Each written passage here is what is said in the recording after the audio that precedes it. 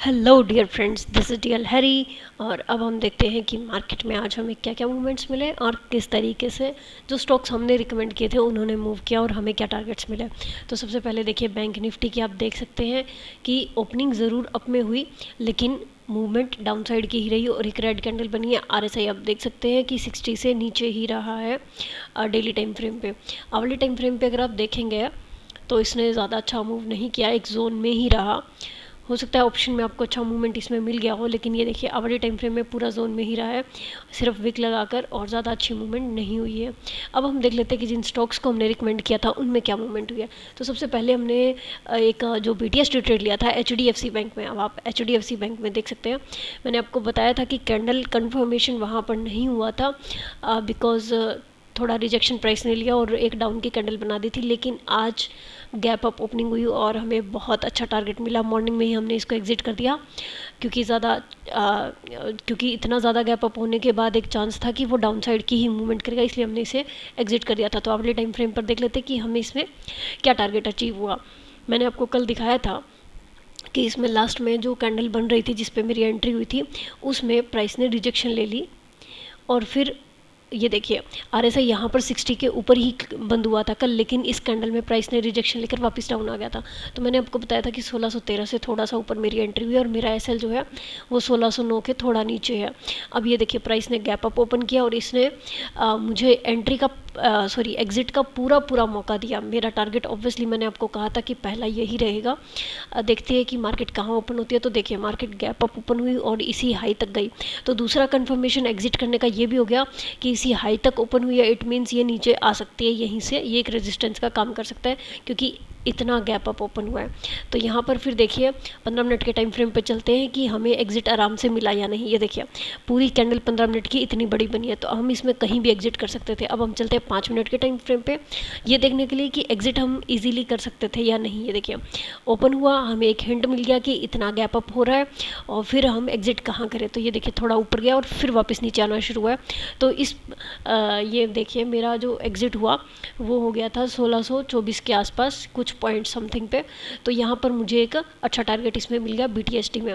तो इस तरीके से ये ट्रेड काफ़ी अच्छा रहा क्योंकि ये गैप अप ओपन हो गया। तो इस तरीके से थोड़ा कंफर्मेशन और थोड़ी स्टडी अगर आपकी हो तो एक ट्रेड आपको अच्छा प्रॉफिट दे सकती है। तो नेक्स्ट जो हमारे पास स्टॉक था AU बैंक, उसको भी हम देख लेते हैं कि उसमें हमें कैसी ट्रेड मिली। AU बैंक की आप क्लोजिंग देख सकते हैं, सिर्फ 2 ही पॉइंट अप में हुई है। ये देखिए कैंडल पैटर्न, मैंने आपको कहा था कि कैंडल पैटर्न काफ़ी ज़रूरी हो जाता है। डेली टाइम फ्रेम पे हमने कहा था कि अगर इस कैंडल के डाउन में क्लोजिंग देता है तो इसके डाउन साइड की मूव हो सकती है, लेकिन आज की जो कैंडल बनी है इसने डाउन साइड का मूवमेंट नहीं किया और जो क्लोजिंग हुई है वो 1200 जो साइकोलॉजिकल लेवल है उसके ऊपर ही हुई है। रिजेक्शन लेकर आया 1199 से। तो इसका मतलब है कि इसका अभी का व्यू अप के लिए हो सकता है। ये जो साइकोलॉजिकल लेवल है 1200, ये इसके लिए एक सपोर्ट का काम कर सकता है। तो अब हम देखेंगे अगले टाइम फ्रेम पे हमें इसमें कैसे ट्रेड मिला।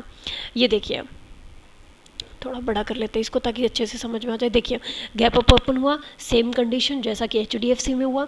हमें एक हिंट मिल गया कि ठीक है ये डाउन साइड की मूवमेंट कर सकता है। हमारा हालांकि टारगेट इस कैंडल का हाई था जो कि 1227 था, लेकिन इसने अप साइड की मूवमेंट की ही नहीं और इसका हाई और अगर आप ओपनिंग देखेंगे तो बिल्कुल सेम है। तो ऐसे में हम क्या कर सकते हैं कि जैसे ही ये चलना शुरू करे हम इसमें अपनी एंट्री बना सकते हैं। तो 1220 के लगभग हमारी एंट्री हुई और SL ऑब्वियसली पहले हमने 1227 रखने का सोचा था, लेकिन क्योंकि ओपनिंग और हाई सेम था इसलिए हमने इसका जो SL है वो बिल्कुल इसके ऊपर ही रखा।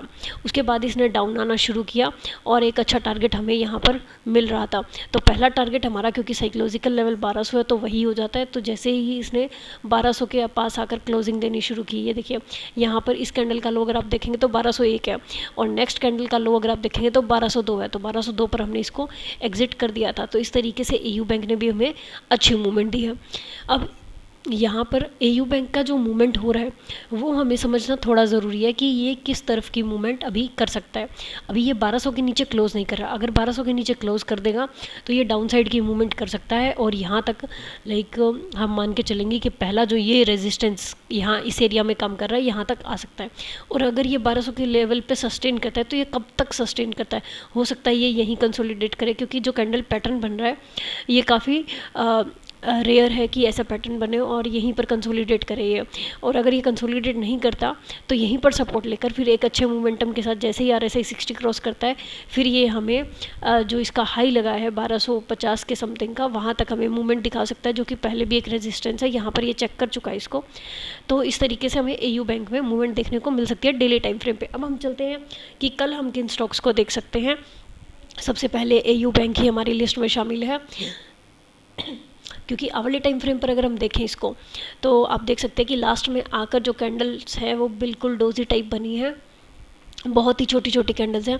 तो डाउन साइड का ऑफ कोर्स हम साइकोलॉजिकल लेवल ब्रेक होने का वेट करेंगे और सस्टेन करने का वेट करेंगे कि 1200 के नीचे ये पहले तो ब्रेक करे और फिर उसको सस्टेन करे प्राइस, तभी हम डाउन साइड का व्यू बनाएंगे। अदरवाइज इसमें हमारा अप साइड का व्यू रहेगा। अप साइड में आप देख सकते हैं कि 1208 के लगभग ये हाई लगा रहा है बार बार, तो जैसे ही 1210 के लेवल को ये क्रॉस करेगा हम अपना अप साइड का व्यू बना लेंगे। दोनों साइड हमारे टारगेट ऑफ कोर्स 10-10 पॉइंट करेंगे, क्योंकि वो 1:1 में है और यहाँ पर उम्मीद है कि RSI भी 60 को क्रॉस कर ले। तो इस तरीके से हम अपसाइड की मूवमेंट ले सकते हैं। 10 पॉइंट का हमारा टारगेट अपसाइड का रहेगा इस कैंडल का हाई जो कि आज का है, और डाउन साइड का हमारा जो टारगेट रहेगा वो ऑफ कोर्स 1185 के समथिंग का रहेगा, जो कि ऑलमोस्ट 10-11 पॉइंट का हमारा टारगेट हो जाएगा। तो इस तरीके से हम AU बैंक में कल ट्रेड कर सकते हैं। अगर ये इसी में कंसोलिडेट होता है तो वेल एंड गुड, हम फिर इसको डेली टाइम फ्रेम पे देखेंगे कि ये किस तरफ की मूवमेंट करता है, उसी बिहाफ पे हम इसमें एक बड़े टाइम फ्रेम पर ट्रेड कर सकते हैं। नेक्स्ट हम चलते हैं ICICI बैंक की तरफ। अब इसमें देख लेते हैं कि हमें कैसी मूवमेंट मिल सकती है कल। तो आप देख सकते हैं कि ICICI बैंक ने आज 12 पॉइंट अप में क्लोजिंग दी है कल से, तो यहाँ पर एक अच्छी मूवमेंट आज देख सकते हैं हम। और अगर आप बंधन बैंक का देखेंगे तो ये देखिए 22 पॉइंट की, यानी कि बहुत ही अच्छी कैंडल बनाई है बंधन बैंक ने आज। कल हमने जितना ट्रेड में नहीं लिया उतना इसने किया। अब ICICI बैंक एक बार बड़े टाइम फ्रेम पे हम देख लेते हैं। ये देखिए मैंने एक लाइन ड्रॉ की है। अब यहाँ पर प्राइस जब ऊपर आ रहा था तो यहाँ पर पहले रेजिस्ट किया, फिर एक बार क्रॉस करने की कोशिश की लेकिन नहीं कर पाया, और फिर दोबारा से इसको रेजिस्टेंस लेकर डाउन साइड की मूवमेंट करते हुए प्राइस नीचे आया और फिर इसको ब्रेक करने की कोशिश की लेकिन फिर रेजिस्ट करके फिर डाउन आया।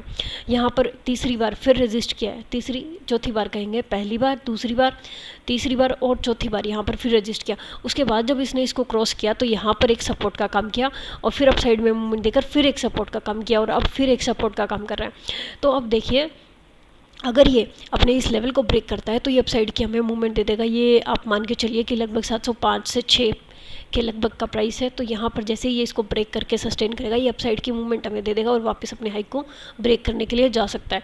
और अगर ये ऐसा नहीं करता तो ये ट्रेंड लाइन को ब्रेक करने के बाद डाउन साइड की हमें मूवमेंट देगा। तो अब हम चलते हैं आवले टाइम फ्रेम पे कि हम इसको ट्रेड कैसे करें आवले टाइम फ्रेम में। अब यहाँ पर आप देखिए कि जो कैंडल पैटर्न बना है, ये देखिए यहाँ पर इस ग्रीन कैंडल का अगर हम हाई देखते हैं या क्लोजिंग देखते हैं तो 703.80 की है, और इस कैंडल का अगर हम ओपनिंग देखते हैं तो वो भी 703.80 की है, यानी कि सेम ट्विज़र टॉप पैटर्न बन रहा है। तो यहाँ से एक जो कंफर्मेशन आता है वो ये है कि अगर इस कैंडल का लो ब्रेक हो जाता है तो फिर ये हमें वापस इतनी मूवमेंट देगा, और अगर ऐसा नहीं करता, यहाँ पर एक ग्रीन कैंडल बन जाती है तो और उसका हाई ब्रेक होता है तो फिर ये हमें अपसाइड की मूवमेंट देगा जो कि यहाँ तक की होगी। तो यहाँ पर आप देखिए कि 704 का लेवल क्रॉस होते ही ये 711-12 तक जा सकता है, और अगर डाउन साइड में ये 700 जो कि साइकोलॉजिकल लेवल है अगर उसको क्रॉस कर देता है तो हमें ये डाउन साइड में 693 तक का टारगेट या 94 तक का टारगेट दे सकते हैं। तो अब ये देखिए कि यहाँ पर सिर्फ आपका 4 पॉइंट का SL होता है और 7 पॉइंट का टारगेट होता है। तो इस तरीके से हम ICICI बैंक को ट्रेड कर सकते हैं आवरली टाइम फ्रेम पर। और ये किस तरफ की ओपनिंग देता है, अगर गैप अप गैप डाउन देता है तो हम जैसे आज हमने HDFC का मूव देखा और AU का मूव देखा उसी तरीके से मूवमेंट देखकर ही हम उसमें ट्रेड करेंगे। नेक्स्ट हमारे पास जो है, अगर by chance AU bank consolidate हो जाता है और हम उसमें ट्रेड नहीं कर पाते तो ये एक्स्ट्रा स्टॉक है जिसको हम देख सकते हैं, वो है इंडसइंड बैंक।